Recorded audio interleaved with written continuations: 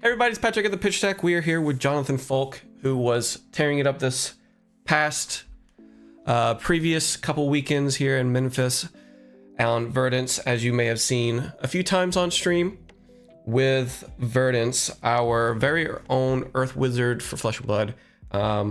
She has been making a splash ever since then, with Majin Bay actually going the next weekend in calling Brad Hardened Portland for the win. And we'll have him do his story time, but we're going to do John's story time here. And it was, if I'm not mistaken, it was your list that Majin had done with a little bit of change, correct? And you gave him some pointers? Yeah, it was a very close list. He actually reached out to me right after Memphis, like asking about the list and asking some questions. So I sent it to him and we talked over some game plans and stuff, and then he made his own changes. Yeah. Which worked out really well for him. It seems like one of those changes was Shelter the Storms, but which seems like a very good inclusion, but for you actually got kind of lucky with your day 1 and day 2 of the calling not running into a lot of Syndra. Actually no Syndra, but it's understandable since it's like right there at the meta so much. I think with Syndra's we definitely need Shelter instead of Sync now. I didn't add it because of budget reasons, obviously, but for sure, if you have it, run it. But for the day 1 of the calling, kind of run through some of your matches that you got going on here. The first one was a AB0 Zen, right? Yeah.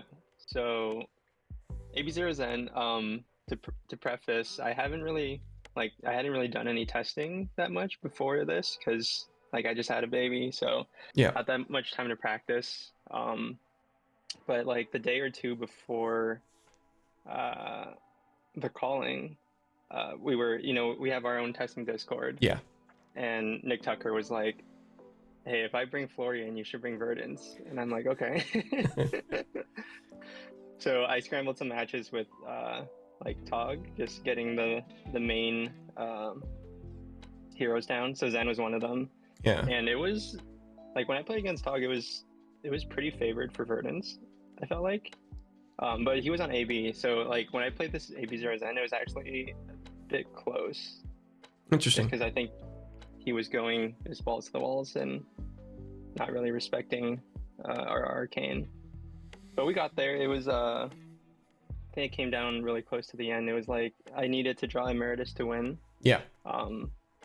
And I ended up doing it. So it was a shaky start, but that's good. Thankfully we got there. For this one is Peter on Kano for round 2. Yeah. Yeah, I always play at every event I play against Peter on Kano on either round 2 or round 3, and he always just high rolls the shit out of me. We played in Minneapolis, I think, in the Kano mirror, and he would just blind flip Wildfire into Spindle and stuff. And this one he did 2, I think. Yeah, it was another blind flip Wildfire into Spindle. I also hadn't really had that much practice in the matchup on the Verdance side. Yeah. So I think it was at the time I thought it was really unfavored for Verdance, but I think after that match and the rest of the Kanos, I think I've learned the game plan for us to play into Kano, and I think it's actually pretty good for us. That's good. Yeah. With a little bit of luck, Kano can blow up anybody, I think. Yeah, I think pretty much if he kills you before you set up your prevention, then he can win. Otherwise, it's really hard for him. So we got Florian for the aggro version for round 3. How'd that feel? That was actually Nick Tucker that I played against. Who we've seen his list, right? So we know he's on CMH and tree and stuff. So I knew to side out pots. Yeah. Just kind of aggro race him. It got kind of close, actually. I don't think my list does as well against Florian as the list that you guys were running before, where it was more mid-range. Yeah. But we ended up getting a Strider's kill against him, which was nice. Let's see, 4 and 7, so double Mario, kind of those. But we'll do those 2 together, and then we have 2 more Vis together. So we do. How does Marionette feel? since we can run Seeds of Tomorrow, I think it's really favored for Verdance. Because like whenever you draw Seeds, it's pretty much impossible for him to mark you. Yeah. And like his cards do nothing because of that. because of that. But it was really good games. The second one I played against I think Thomas Battaglio, something like that. Really well known assassin player. Really good game. I think he was in like the finals of Battle Hardened Orlando against Julian on Kano way back when. But it was a really good game. That's good that we have the prevention for the flicks, because that's how they keep continuously marking you. Yeah. Yeah, we have so many D-reacts, we have so much prevention that they just don't really get through. So for rounds 5 and 6, they're actually kind of different Viscerais, right? For both of those? Yeah, the first one I played against was more of your like standard aggro Viscerai. Yeah. And then the second one was really interesting. They were playing like Runechant stacking, which I hadn't really tested for with this list. So that was interesting because you think it'd be really favored for us because we can just scour away all the Runechants. Yeah. But I was used to playing against aggro, so I saw scour turn 1 and turn 2, and I would just use it against like a single Malefic and a couple Runechants. Yeah. Which I think is correct when you're playing against aggro. But then he just started like building up a ton of Runechants, playing a ton of whatever that one costs, like destroy on your turn, create 3 Runechants, stuff like that. Just building up a ton of blessings of the occult, I think is what it's called. Yeah, and once I saw that, I knew like, okay, I need to save this last scour and not waste it. I think he ended up building up like 24 or so Runechants against me before I was able to scour at all. Now, how does this list fare into normal Vis compared to like a mid-range? So I know it's unpopular opinion, but I think that Viscerai is one of our good matchups, namely because we can run Scour, which really hurts them, and Warmongers, which really hurts them. Like the big thing is most people say Warmongers doesn't hurt Viscerai anymore because they can just build a ton of Runechants. Well, when we play Warmongers, we make sure we have a Scour, and then they build a ton of Runechants, and we just blow up all the setup that they do. Yeah. Which I think makes us really favored. The other thing is like aggro Viscerais like to, or like sometimes I guess, they like to block and then just build some Runechants to like build up a big turn. And if we draw a Scour during that time when they're building up, then we can like get rid of all their setup and build up a lot of tempo that way. Now, would Warmongers come out if this LLs? It's kind of like the main reason we keep it. Yeah, it's mainly there for Viscerai. I'm trying to think of what other matchups we'd want it in. Obviously, it's good against Dio, but she's not really that represented anymore. So yeah, it'll probably come out. I don't know. It really depends on what the meta is. Okay. So you ended up being in day 1. I think actually, it might have been like this, like, because the Florian, I think that's his name, the Vis on stream was the normal aggro Vis. Yeah, that's what it probably was. Yeah. So, that was the first Viscerai I lost against, which is kind of unfortunate that I was on stream. But that game I didn't see Scour until like it was on the bottom of my first cycle. Which I think if that happens and he double Mordreds you with 3 Malefics out, I think you just can't win. Yeah. The high roll is pretty prevalent whenever he has the board state, and that's kind of, we need that reset, Yeah. So after day 1, what did you take going into day 2 in terms of like lessons to... So I think like pretty much everybody that every matchup that I faced, I kind of expected, like barring Kano and Florian. So I was pretty happy about that because I felt really comfortable into Zen, Viscerai, and Mario. I was really scared about facing Nu because that's like one of our worst matchups. Yeah. So I ran that a couple times that night to practice. I also like thought more about the Kano matchup, um, and I think I like figured out a strategy to beat them. Um, so That's good. I felt pretty prepared going to day 2, as long as I didn't run into any news. Yeah, actually, day 2 was the beginning on stream. They were saying, get you in, because I think that was like your first stream for the entire weekend. So Florian was there, and then Ira was the next round right afterwards. Yeah, I honestly don't remember that much about that game. It might not even have been in Ira. I think that's what I remember at least. But I don't know. It's just standard aggro matchup. It's pretty favorite for us. Then it's actually, we can talk about this Dash IO because it's the same one that you had for stream for Battle Hardened. And they actually said in the on the stream, if you didn't actually watch it back, that he actually changed. He knows what to like, kind of a change his plan from the first time he played you to the second time. But basically, we're just trying to fatigue out as much as possible. Correct? Yeah. I'm supposed to board out all my like non-blocks. Yeah. And then just put in all my blocks and fatigue him. But I forgot to board out my rampant growths, so it got a little dicey. Would you fat stack that one as much as you can? No, I think you can still get there on 60. Okay.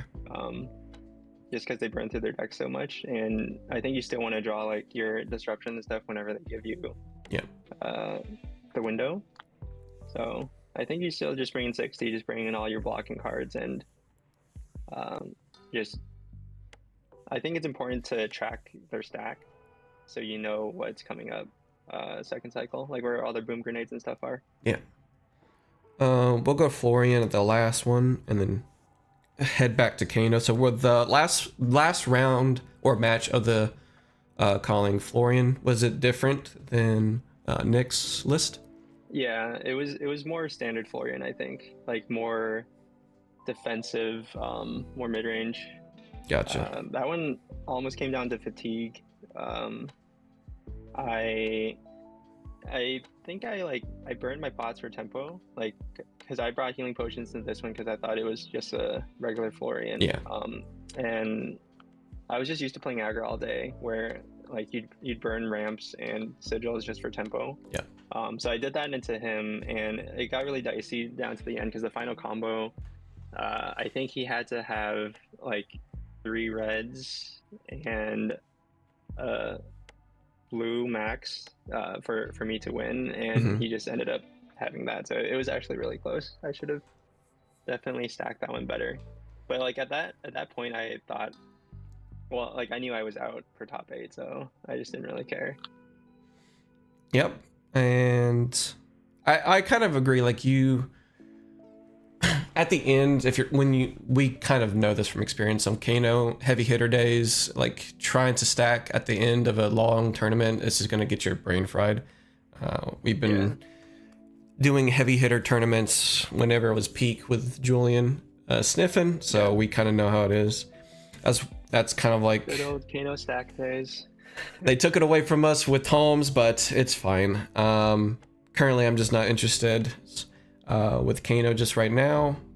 Which, speaking of, we going into Kano on stream, and we all know that nodes should have been blown up on Sonic Boom, but which kind of led to how he was able to win because, of course, he got exactly full with nodes. Him not actually letting the pulsing ether go before he wanted the combo was actually interesting because you still have some like wiggle room to come back because you just let it go, and then you would have to just block it all out and still live. If the nodes was done, but he should have definitely let the pulsing ether hit first and then comboed off after that. But for like the seeds is something that you can look forward to and use with Plume, which I think is like a step in the right direction for Verdance in this meta, is because Kano's coming in because a little bit more red line. So now we can use that against him, as well as dagger meta, quote unquote, which is what you tried to do with your plume, right? Yeah, that's the strategy I figured out, was like you just resolve the first seeds you can as soon as possible. Yeah. And then you play an E-pot, keep a tunic counter up, and then sit on an arsenal. And you like pretty much have instant speed access to Seeds of Tomorrow whenever you want. Yeah. Where I messed up in that match was I got greedy with my tunic counter, and I think I used it just to like send a pulsing so I could IP a felling or something in my hand. Yeah. Which ended up costing me the game because I was one resource off, like full preventing his wildfire or like responding to his double wildfire with like plume for pulsing and send the pulsing for lethal. Yeah, it's just one resource was the deciding factor that could probably just give you the in response to lethal, quote unquote, you can just lethal back. But yeah, good old wizard mirrors. It's like peak brain melting, but on the softer side a little bit. But so going from 9-3 to your calling into the battle harden, did you still learn a little bit more to apply towards that? But kind of like being on stream twice, you might have a little bit more eyes on you. Yeah, I think I just really like solidified my matchups. The ones that I wasn't too comfortable in, like Kano, I was solidified. Like if I came up against another one, I was pretty confident. Yeah. I was still worried about like New and Enigma For sure. going to the next day, because I thought there would be more news after like how well Kano did.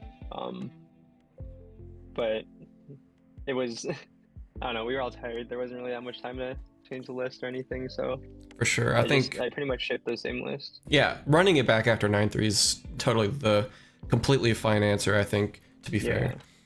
So starting out, like, yeah, go ahead. Oh, I was just gonna say, like, at that point I also like, because like I didn't know about the nodes trigger, the nodes not being popped until after the last match on day 2, like after the flooring game. So I think like I was just determined to like top again the next day, just because I got so close but wasn't able to. So I think there was a lot of determination there. So your first round for the battle harden was Fang, which seems like warriors in general is pretty easy, in a sense. Yeah, especially Fang, because you just like they build up 3 fealty tokens and then you just scour. Yeah. And they have to start all over again. We don't care about the damage because they can respond to it. Yeah, yeah, and he actually did that. He responded to the scours by popping all the fealty, but like it reset his state, which was really all that needed to be done. Yeah. Typically low arcane barrier because they have low blues, about 9 to 12. I think he was like on 1 max, 1 or 0 even maybe. Yeah. But he was running what's that card called? Arcane Polarity. Oh, okay. Or whatever, the one that where you heal if you've been dealt arcane. That's pretty interesting. But, yeah, it didn't really matter in the end. So same one for Dash.io, that was on stream, and you just pretty much fatigue. Yeah, he brought in null time zone this time, which I thought was actually really good. That's good, because he named Rootbound Carapace, and like the turn after he named it, I drew one in hand. Yeah. I was like, please don't boom grenade me. And like actually just like knowing that, because I saw him pitch another null time zone after that. Yeah. I just had to play all my root bounds like ineffectively, because I was worried that like he would just at instant speed play out the null time zone after any attack. So I would like root bound on 3 power attacks, like on the first attack in the chain, just to get it out of hand. But he played really well. He got a lot closer on this day, and I think like if my hands had not been aligned, or like if they were not aligned as well, or if his were aligned a little better, then I think he would have got there. I think some of the casters were like dumbfounded that you just play fruits without playing CNC, which I think is the right call, because after you see a couple of 2 costs being played and just your arsenal not be just sitting there, you're gonna potentially just like, okay, that's max V. I don't want you to cycle that towards the bottom of your deck, but actually it was right next to another max V, so it wouldn't have been as bad, but it's still pretty bad for his pitch deck, because I saw you like mentally get his pitch deck. Yeah, I didn't play it because I hadn't seen any seeds yet, and if you don't have an arsenal and you're playing Seeds of Tomorrow against Dash.io, you just lose. So that's a good point. That's why I just sat on that arsenal for the whole game pretty much. Because I was playing around drawing the seeds. That's good points. Good points. For round 3, he was also on Crown of Providence, so like CNC wouldn't have done that much anyway. Yeah, exactly. Like you're kind of just like making the headpiece not really do anything at that point. Yeah. So Ira, not being the Needle Ira, which would have been S tier. How did it feel for round 3 for this one? Yeah, it felt pretty good. I don't know. I feel like it's just like an easier Syndra. I think they're not quite fast enough now to like really pressure you as much. So you just kind of do your thing. You disrupt them. Yep. You send big arcane combos and eventually you kill them. So. Yep. It's not as fast as they were. And I think they did the right decision banning needles. So. Yeah, it would have been. I think if they didn't, it would have just been like 100 Ira mirrors all day. No one wants that. But someone who can do a lot of damage is Aurora, and this one from the notes looks like she gave you some trouble with some burn up shock. Yeah, literally like turn 0. Turn 1, their turn 1, the first real turn of the game, they played Arc Lightning. I'm like, okay, I'll block this out, it's fine. Turn 2, they played Burn Up Shock. I didn't AB the ping, obviously. They played Second Strike. I'm like, okay, punished. The next turn, they play Burn Up Shock. I'm like, surely they don't have another one. Second Strike, just keeps coming. They literally played their Burn Up Shock the first 3 turns of the game. So I pretty much just lost all tempo and was just trying to survive the whole time. Yep, that's how it is. So another double Vis right after the round 4 Aura, but this one you just happen to see your Scours is going in to round 5. Yeah, that was huge. He was playing like most Viscerized play. He was just like blocking all the physical attacks and then like building up Arcane to try and send like a big salvo. And I just happened to see my Scours and was able to blow up all his setup, which like I just think you can't come back from as Viscerai. Yeah, I would agree with that one. Was it the same as just happened? Was it closer for round 6 than round 5? I don't really remember that one as well. I think it was closer. I think this one we both got to like the 10s. Yeah. And I was just like trying to survive. He would just send his 4-card hand each time, and I would be able to like block with 3, leak some damage, like throw out a sigil, heal 3, ping 1, and start chipping him down. Yeah. And then I think at the end, like I was able to do like a 11 damage combo against him with like sigils and ramps. That's good. It was close, but we got there. Last one at the end being 5-1. I want to say this would be a win and in, especially. This is Ira. Yeah. So Ira. Yeah, Ira, same story. I think it's pretty favored for us, so not fast enough. Like I was definitely happy to see. Yeah, definitely happy to see an Ira. So the big one would be quarterfinals, and you actually had some really good lessons for this Prism, which is definitely unfavored for us. But you said you had like really good tempo. Want to explain that game? Yeah. So against this Prism, I think I started turn 0 with tree up. That's good. And they were on AB1, so I was just able to like consistently chip damage through. Like I would block out their first herald, let the second herald hit, send some arcane. I think I once like did Surgeon into Mind Warp, you know, and That's good. like they tossed their hand to play out an aura. So I was able to maintain tempo that way. And then like one tree led to another. So it was actually like I wasn't really like I was pretty tired and I wasn't really thinking at the time, but I think I was really close to winning. What it boiled down to was he sent a Card of Erudition, the Dominate Draw 2 one. Yeah. And I've never been I've never been sure on this ruling on whether or not decompose attacks can pop Phantasm or not. So I went like I literally called the judge. I checked with 2 judges. I went and called them and asked, hey, like does Plow Under or Felling trigger Phantasm? And they're both like, yes, they do. It's a static effect. So I'm like, okay, great. So then like I tried to pop this Herald of Erudition with Plow Under, and my Prism opponent was obviously like, that doesn't work. So I called the judge. It was appealed, and the head judge was like, yeah, it's not. You can't do that. So that ended up losing me the game. It's funny because like that wasn't even the correct play. Like I had a Rootbound in Arsenal. I knew he was holding Angelic Wrath,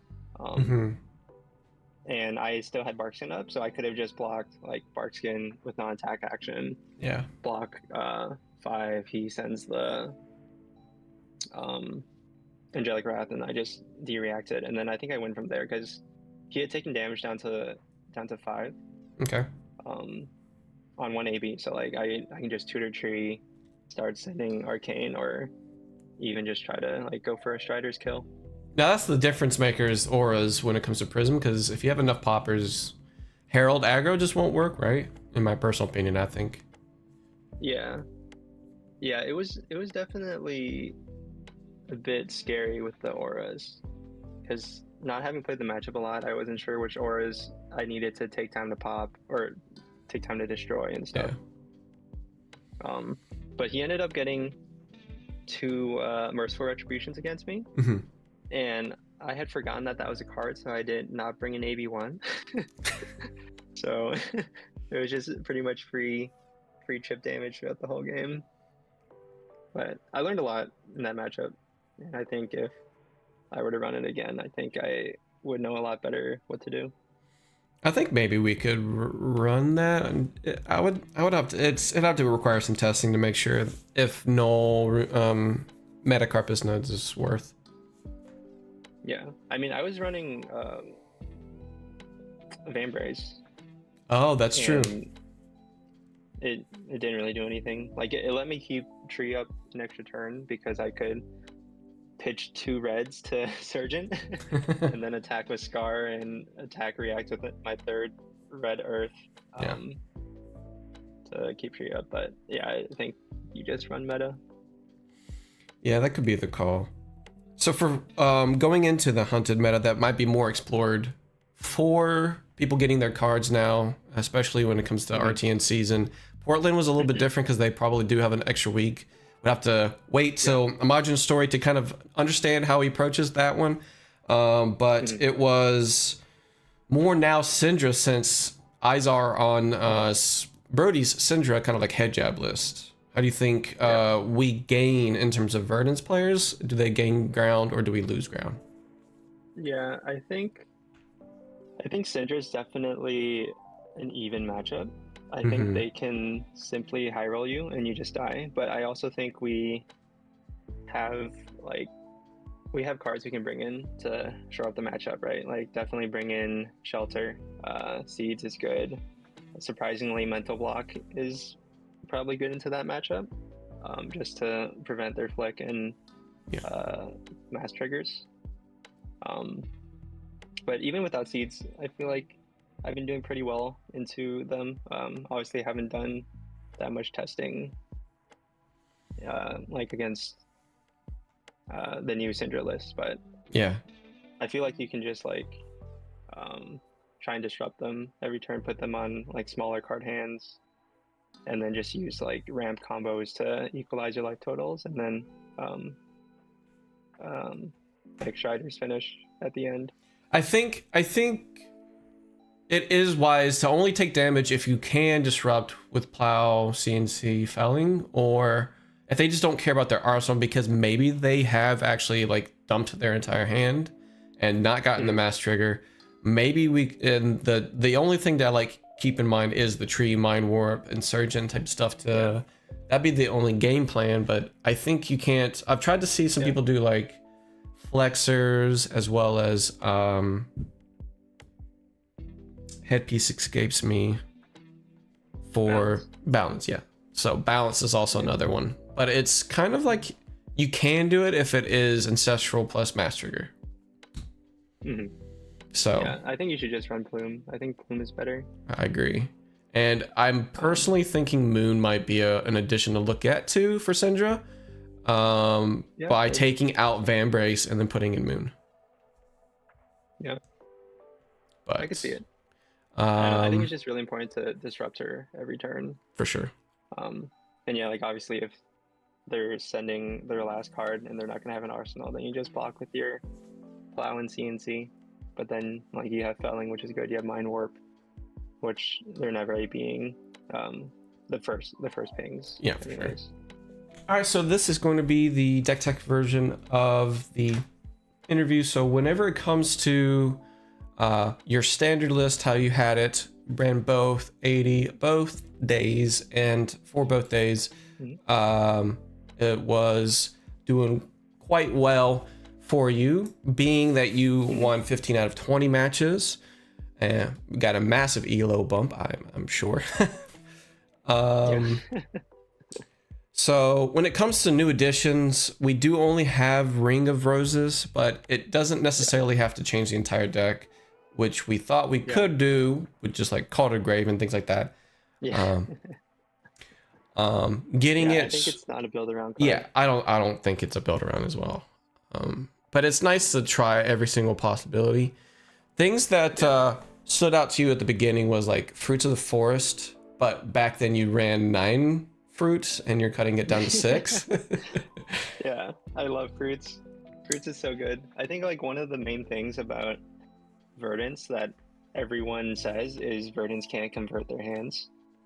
So I'm like, okay, I'm gonna run 9 fruits so I can always convert my hands. Exactly. But they've honestly been overperformers. Like their combo pieces, they help you convert hands. Obviously, they're good turn 0 for healing. Once Verdance is online, they ping your opponent. Like, I don't know, they're just so good. I think it also helps. We mentioned before it helps convert Kano decomposes a lot more. I know it helped me out this past weekend. So like tree, all these fruits, they'll get you in the graveyard. Yeah, as well as pulsing whenever you can. But the other things is like take out whatever sinks or D-reacts you can, and try to do the damage that way as well as decompose. It's pretty standard through this list, it seems like, but another addition is not too many people run yellow root bounds. I know Levi did at the very first battle harden after Verdance was popular, and seeing them go back and forth, he did have yellow root bounds. Does it feel like you're just using them for defense as well as keeping tree around? Yeah, both, honestly. Like they're good for your first decompose because you like rarely want to send Felling or Plow as your first decompose, so they're good in that aspect. They're yellow earths, which is great for tree because they pitch the Surgeon. So they've been good in both scenarios. That's why I run yellow fruits too, just because it keeps tree around. Now with the blue suite, it's always very understood that we can run these Scour main board, we can run Heartbeat. It's kind of like you've got a set of blues that you can run, but then you have your flex spots, which could be Autumn's Touch is our only real blue block earth that is for anybody to use, but it kind of sucks having it against new, so people can just say we'll take the L on them wanting to banish this and use it against us, but everybody else, Yeah. it gains favor for being a blue block 3. But when it comes to our arcane suite, I think this is pretty decent in terms of our zaps. Yep. Yeah, you definitely need Destructive Aether Tide for the disruption. You definitely need Scolding for the endgame reach. Yeah. And then I think like the only like one that people are in contention about is either Arcane Twining or like Aether Arc and stuff. Yeah. I just like Twining because it like helps you convert your hand, and also like it's come up quite a bit like at the end of the game where I just need like one more point of damage Same. to Striders kill them. So that it's honestly helped a lot there too. Yeah, turn 0, you can also just discard it to help build up. Right. Stillgrave. And then Warmongers is always a staple, but we'll see meta going forward. Currently, I only have 2, so we're just going to have to run 2 for my deck list. But yeah. Yeah, well, once this OLs, we probably won't run it, so. For this inventory, is this going to change a little bit more going forward? We do have Summer's Fall, Scar mostly for Enigma, but right now it seems like those ninjas are beating up on her a little bit. Yeah. I think Scar's definitely come out either like for something that helps either the probably the new matchup or the Enigma matchup. Yeah. I've been actually running Poison the Wells, which I know is controversial because the opponent new can use it against you, but it's been working out pretty well just to like ensure against COIB. Yeah. Because a lot of the time, like they'll disrupt you, so you can't do your full like HBOT combo. Yeah. So you just need to get them low, sit on the last poison, and then like when they try to heal, you can play that poison and trip them even lower. And then yeah, in terms of D-reacts, Shelter definitely comes in over Sinks. Yeah. For Syndra. Helps with Mario too, but I think Mario's already favored. I haven't tested Slippy actually. I heard Slippy might be scary, but Slippy was showing some good showing for sure. Yeah. Yeah, still have to test that more. I think we can go a little bit lower on the Summers and keep a couple maybe. Yeah, I mean it's mainly for Enigma, right? Yeah, for sure. So it really helps with Enigma. It really helps with Prism. Actually, it helps against Kano just to start your decompose. Mm-hmm. Obviously, you can run better ones like Davros or something like that, but I've been using that against Kano too. I don't know. I feel like it's just good insurance against any deck that might want to play an Aura. Now that Verdance is gaining a little bit of traction because of your weekend to start this off, we could see that being the turn you quote unquote take off by playing Rings and Roses in the mirror. You could probably just bottom one of those, so it's possible. Yeah, you could bottom it. Yeah, that'd be the only target. But I'm not sure how important Ring will be in the mirror, but yeah, something we should test definitely. And these just basically this one energy potion, is it mainly just for Kano? Is it for a little bit longer games like maybe Jarl? It's just for Kano and New. So Kano, so you can do the sit on Epot and Tunic to tutor Shelter. Yeah. New because I think the matchup comes down to will their Siren's Call hit your potions? Mm-hmm. And if you run 4 potions, they only have 3 Siren's Call, so at least one of your potions will hopefully survive. Exactly. Oh, you mean Seeds instead of Shelter? Yeah. Yes. Yeah. Seeds of Tomorrow will just basically get you a free arsenal. And we're always going to be the healing potion believers, and I think honestly, there are slow enough matches, especially with Barcelona, Arthur going against the Jarl, in the finals. Do not leave home without your Surgeons, ladies and gentlemen. That is definitely. And also, don't put your combo pieces in Arsenal. I think he learned the hard way with Brentford. This is also controversial, but I actually think healing potions suck. And I I wish I could not run them. I agree because it just takes so much time to devote. Yeah. So And then you have to do it on your turn, and I yeah, don't know. it'd been nice if I there's I only bring them if I have to.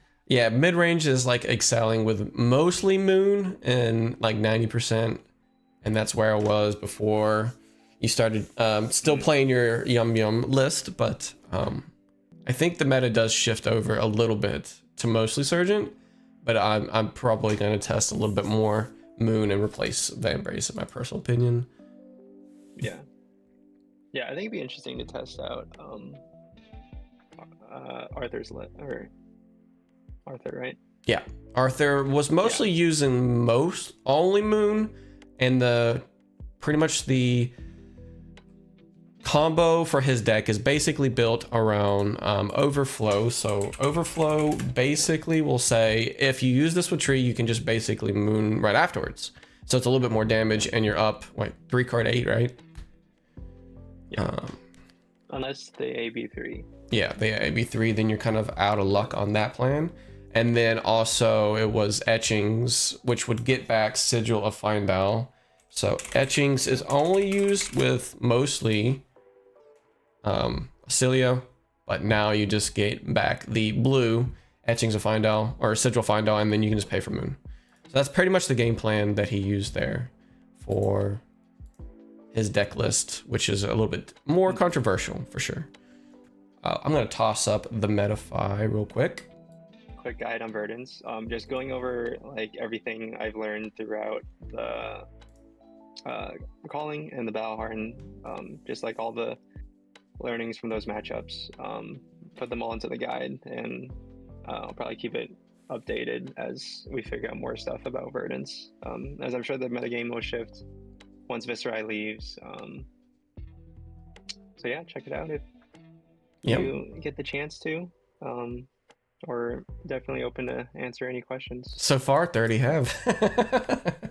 Yeah. So it's good. It's good content. I like this. Definitely, I've been using it as well. A lot of people use it. Seems like a little shameless plug for our boy Yudo. He's got his master class as well, going to be on the Metafy as well as DM Armada. They all use it. We got a lot of people who will be using this, so I think that all is probably just going to just point towards this being better than Patreon in my personal opinion. So yeah, let's go. We can quickly go over the matchup spread for it. Yeah, just for like the meta heroes, I think. So meta heroes right now, it seemed like Zen knew this. Those are top 3 right now currently in my mind. Yeah. Okay, so the way I see it, right, is even in your favorite matchups, Verdance is like 60-40 favored. I think it all comes down to like everything's a skill matchup. Yeah. And like all your decisions matter, all your blocking matters, when you take damage and stuff really matters. Which is why I really like the hero actually. But so when I say favored, that's what I mean. So I think for favored heroes in the current meta, Mario, obviously, Viserai, Zen, Ira. I think that's, and then all your Guardians, and then all the other lower matchups. I think. In terms of even, off the top of my head, Syndra, Kano, I think is even after like you figure out the matchup. Yeah, for sure. Prism, I think, is also even after you figure out the matchup. And then what else is there? He's not making much of a resurgence, but I think he's favored maybe. Who? Fi? Oh, Fi? Yeah. Yeah, I think Fi is probably just like Syndra, or sorry, like Ira or the other ninjas. Oh, I think Azalea is probably even. Acilio, I think is even. I don't know. We've tested a lot against Yudo, and I've never lost against him, but he says Acilio is favored. So He can't. He says I'll he just can't. concede the- He can't beat a Verdance outside our server. So it just comes down to who goes up against you. Yeah, I'll concede the 50-50 there.